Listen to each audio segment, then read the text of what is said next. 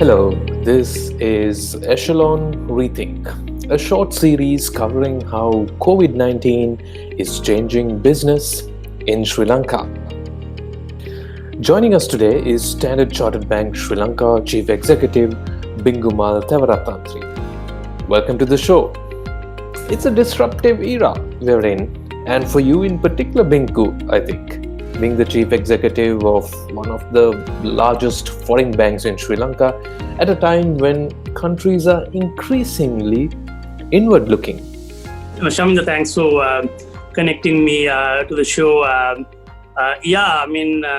Absolutely unprecedented times. It's a very interesting time to run a bank for that matter. Yes, globalization had been a question for the last 4 or 5 years. It's not a 2 days conversation. Because globalization served its purpose in the first 30 years of the last century. Then there was a World War II.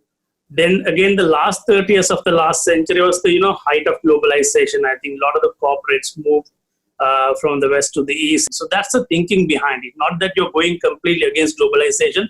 We've gone there. Now the whole system is integrated. You can't unwind. You're there. It's just that it's a good time to think, what can we do locally as a country? What things can you manufacture? Because if you take Sri Lanka as example, we have a large import bill going in like $22, $23 billion.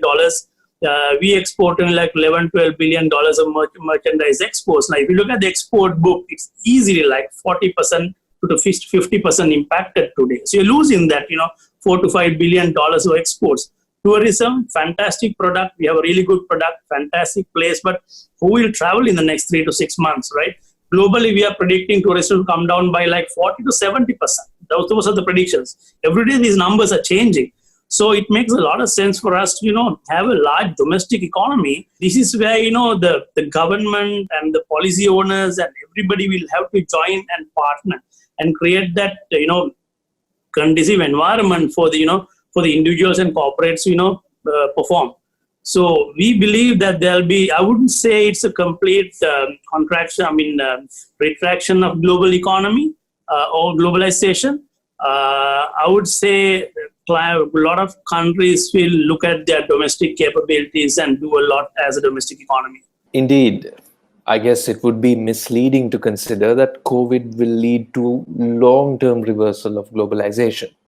Instead, it shines the spotlight on opportunities economies will now focus with renewed vigor.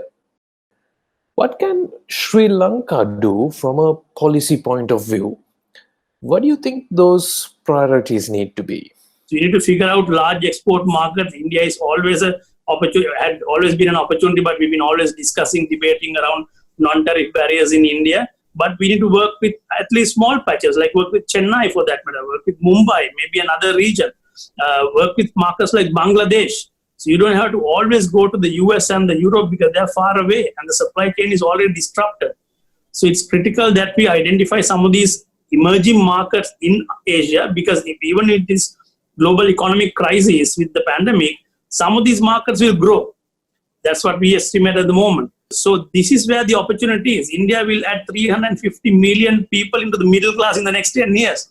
That's like another US. And they're just, 1 hour away from you. So why not? So first of all, identifying industries, creating that environment, bringing investors in, local as well as overseas investors, creating an export industry. How will COVID-19 impact the industry you are in and the role that banks like Standard Chartered are playing in the region? All of us, including the local banks and the global banks, are impacted because our clients are impacted. The industries are impacted. That's inevitable. As a bank, we have also done a pretty large provision globally. You all must have seen in press. All the global banks have done it. Local banks should also do it because we expect some of these economies to retract, some of the companies to go through a stress period in the next 9 months to 1 year. So this is not the year to look at ROTs and profitability. It's about taking care of your society, your people, your clients. How do we navigate this crisis and come out strong? So we as an industry, as a community, should embrace this change. We should have a digital ID like yesterday. We should do digital onboarding, digital KYC. So that's one thing I'm expecting Sri Lanka to change. And some of these things like working from home is here to stay. We believe that some people will continue to work from home. after 6 months, 9 months.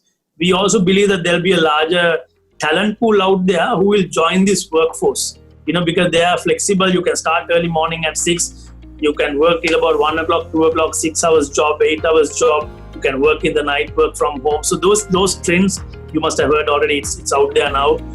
So that's the biggest expectation, actually, to change some of the ways that we do things and think digital as a country. Changes COVID-19 is driving are vast. It's impacting global integration. It's changing large industries like banking, and at individual levels, how people are working. However, for enduring improvements on these areas, laws and regulations will also have to catch up.